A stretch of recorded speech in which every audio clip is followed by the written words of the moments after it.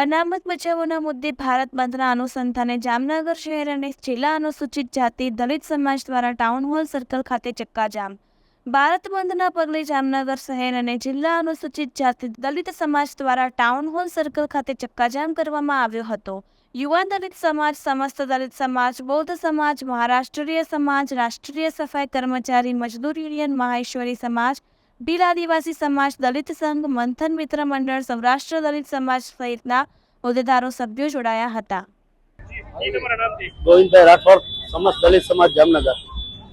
તાજેતરમાં સુપ્રીમ કોર્ટે અનુસૂચિત જાતિ અને અનુસૂચિત જનજાતિની વિરુદ્ધમાં એવો આદેશ કરેલ છે કે એસસી/એસટી કોટાની અંદર વર્ગીકરણ થવું જોઈએ અને રાજ્ય સરકારોને પણ આ સત્તા છે.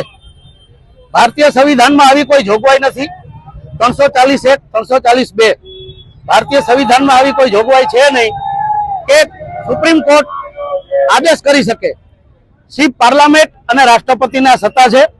ભારતની પાર્લામેન્ટ કાયદો બનાવી શકે, સુપ્રીમ કોર્ટ કોઈ કાયદો બનાવવા માટે નથી.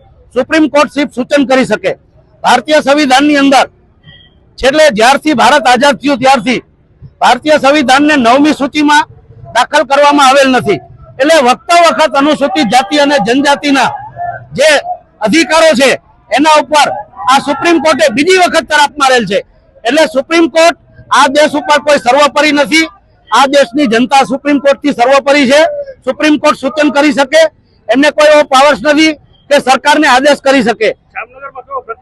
જામનગરમાં તમામ સંગઠનો, તમામ આગેવાનો દલિત સમાજના અને આદિવાસી સમાજના આજે બહાર નીકળ્યા છે અને સ્વૈચ્છિક રીતે વેપારીઓ અમને સમર્થન કરે છે અને બંધ પાડેલ છે.